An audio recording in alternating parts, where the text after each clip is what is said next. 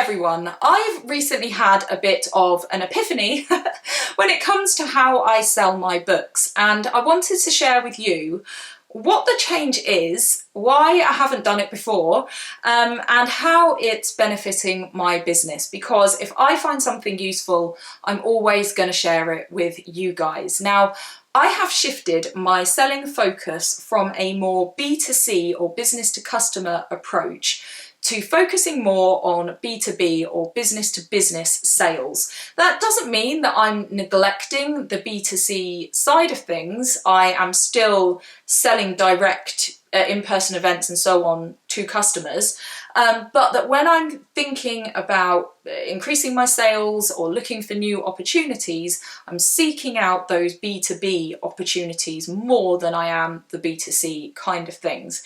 And I think it will make more sense if I explain where I'm coming from with all of this. So when I published my first book, Milk, in 2018, I, as a reader, thought about where I might buy a book. So I might buy a book online on Amazon or a similar online retailer, or I might go into a bookshop and buy a book there. So I thought, okay, that's where I need to sell my books. So the online side of things was taken care of by that particular book is print on demand. So via KDP, it's available in Amazon, and via Ingram Spark to lots of other online retailers. So if somebody buys a book, then Ingram can take care of all of that, and that's wonderful. And it popped up in all these places online. Now, although it's available to in-person brick and mortar stores, there's no drive for them to actually take that up. And of course, even the online sales, I have to drive the demand to those places. In terms of those in-person brick and mortar shops, I had some success in going in person to small, independent local shops, so bookshops, gift shops, those kind of things, and introducing myself, showing them my books. And I continue to have this relationship with local shops, and, you know, some change and some, you know, some businesses disappear and all of the things. This is something I continue to do.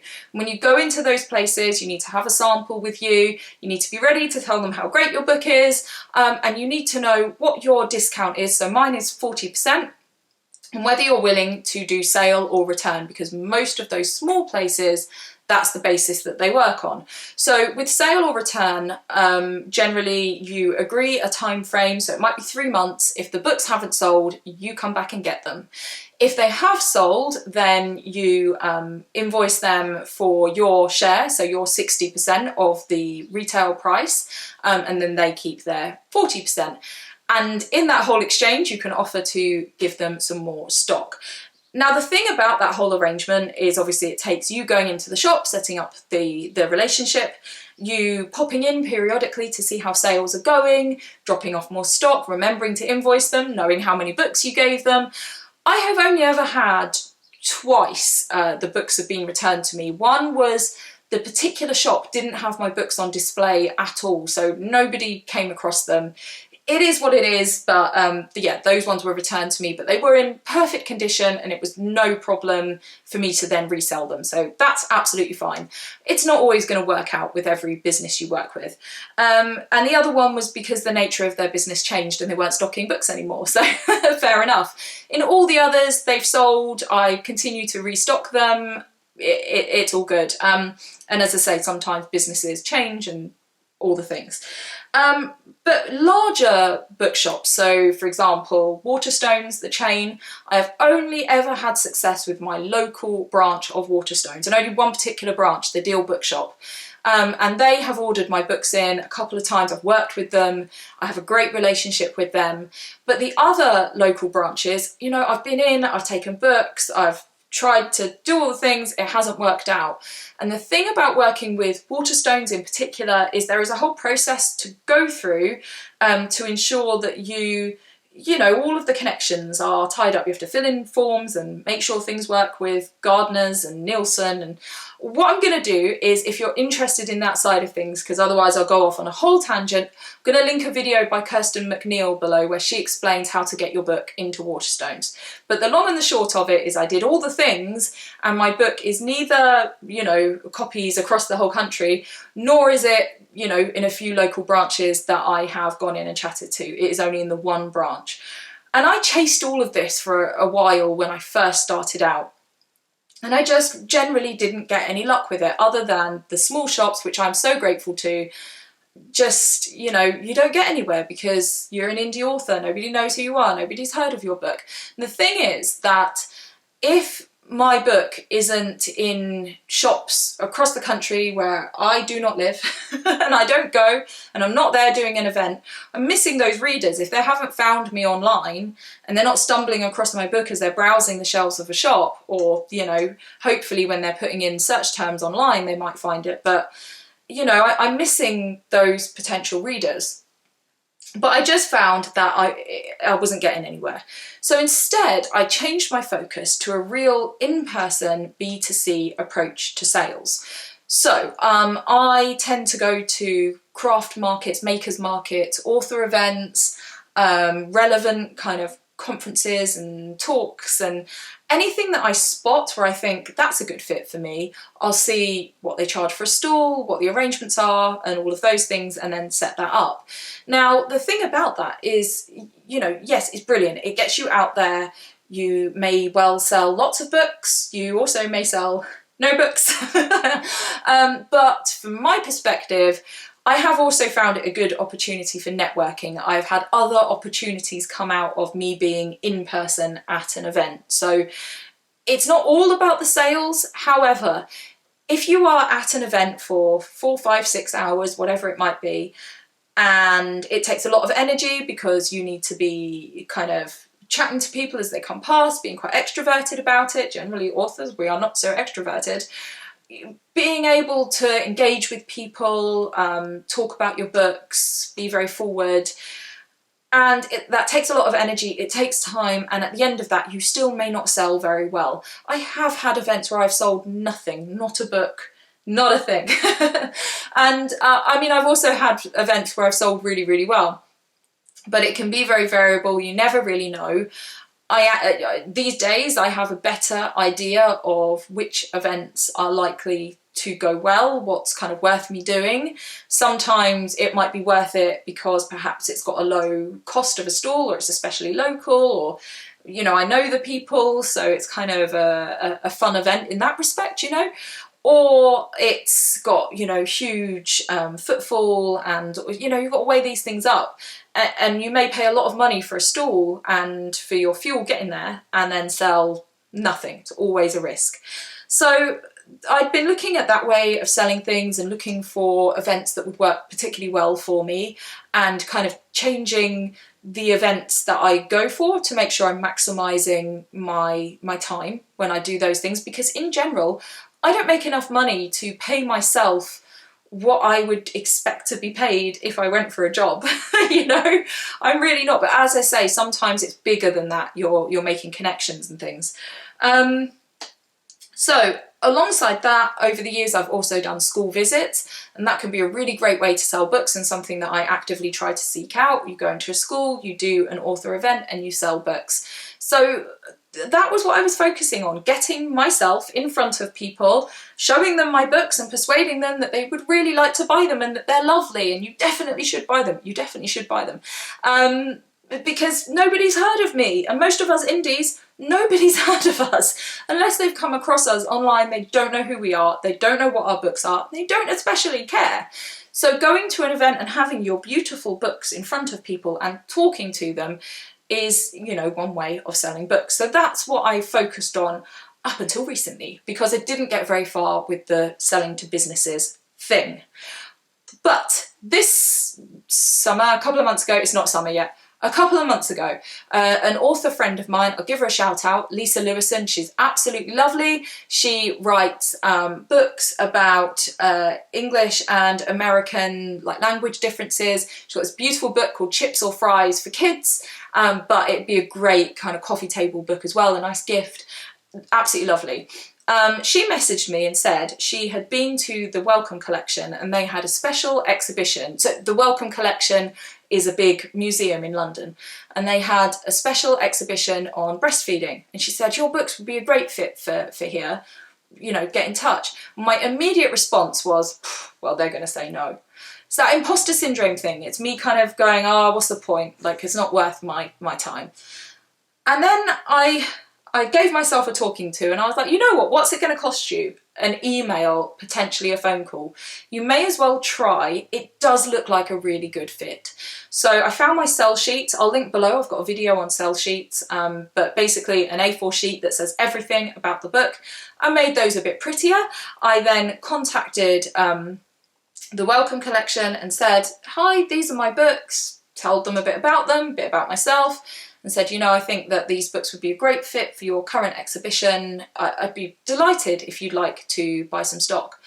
And I thought I won't hear anything. What actually happened is I got an email very quickly saying, yeah, sounds brilliant. We'll have X amount of these and X amount of those. And I was like, oh, wow. Like, I've just sold in minutes more than I would usually sell in a whole day at a craft fair or something. And it just made my brain go, why haven't I been doing this? The reason I haven't been doing it is because I got rejected an awful lot of times and I started to just doubt myself. But actually there are lots of companies that will say yes to stocking your books, and you've just got to get them out there.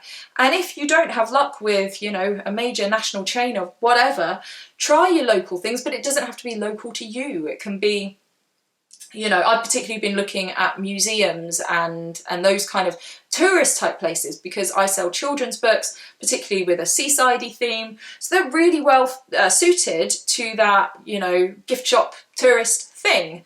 So as I say, what does it cost? Some emails. And when you've written the email, all you've got to do is copy it, change some bits. It's such low effort. And sure, they might say no. I've had a few no's, but they might say yes. And instead of with the indie shops, and I don't want to do them down, I'm so grateful to those guys, but they may only take 2 or 3 copies. And like I said, you've got to go back in and keep restocking. A big place might take loads.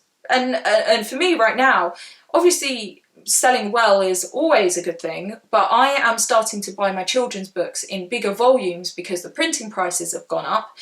So like I'm going to end up with a whole house full of books and I need to get them moving. You know, it's not only profit, it's space as well. So this is something that I have been doing. So the Welcome Collection took some books. A local museum called the Deal Museum, they kind of share local history type of things. They've taken some books for their bookshop. I have another couple in the works that I can't announce, but if you watch my social media, then I shall tell you. But there are a few that have said yes, we're just going through the whole process. For some of them, they work directly with particular suppliers, so you may have to contact that supplier and set up a relationship with them. But of course, that has the added benefit that that could just expand into all of the other people they supply. Another thing I found is with speaking to some businesses and suppliers, they will tell you what is stopping them from buying your book, and that may be something that you can change. For instance, I had a particular company say that they would only stock books that were FSC certified. Now mine are, that's what bugs me, they are, I just didn't write it on there. So when I do a reprint, it's gonna be on there. Oh, I could do stickers. It's just occurred to me as I'm making this that I could stick stickers on. Yeah, so now I know what I need to do to overcome that hurdle. And as I said earlier, not only does that mean I'm selling books in larger volumes with much lower time on my part, all I've got to do is put them in a box and send them, but also my books are in places where I do not go. So those are customers I can't reach, and that is brilliant. So as I say, I think the whole imposter syndrome and I'd ended up going down this avenue of B2C, and there's nothing wrong with that, and I will continue to do events because the right events, I sell well, I have fun, I meet people, I network, it's all good. But as I say, it is a lot of work, often for very little pay. So instead, when I'm thinking, okay, I need to sell more books, what shall I do? What I'm going to be doing is looking for new businesses who might like to stock my books. So if it's suitable, and I know it will depend on your book, but if you can think of businesses, whether that's bookshops or whether it's thinking outside of the box, museums or any kind of tourist attraction that has a gift shop, for me, aquariums, things like that, anything you can think of that is relevant to the subject of your book. Maybe it's like a local interest book and you can get it in that particular place. Try and get it into those places. Try and approach them. At worst, it took you a few minutes to write an email and send some information and they said no. At best, that's a potential forthgoing relationship that could be really lucrative and a really amazing thing. And I think that that connection with the Welcome Collection, made me realise that I am good enough and I can do it, and that people will say yes. You just have to keep asking and keep thinking of new ideas. And to me, having my books in a London museum gave me so much validation that I want to chase it. I want to get my books in these amazing places because, like, that's just so exciting to me. And I'm sure as fellow authors, those of you who are authors watching this, you know, I'm sure you get that. Seeing your book somewhere that you really love and admire and is just an amazing thing.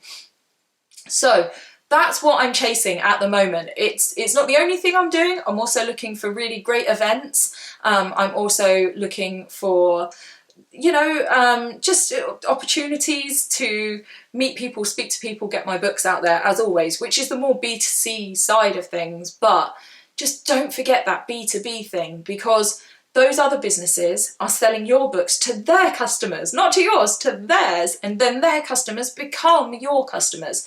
So it's so worth doing. Don't be knocked back, you know, I was. It really is worth it and you absolutely can do it. So if your book fits a particular venue, try. There's no harm in trying. Of course, if you can go in person, go in and show them your books, but there's no harm looking, you know, on a bigger scale. And also, you can always follow up with phone calls and further things to, you know, try. People get a lot of emails. So yeah, I just wanted to make a video to tell you, because to me, it felt like a really big change. I can see how this can turn into something that could really scale my business up, and it already is doing, and it's really exciting. So good luck. I hope it works well for you as well. As always, hit like if you enjoyed this video, if you found it useful. Leave in the comments useful stuff for other people, and take care. I'll see you all soon for another video like this one. Bye-bye.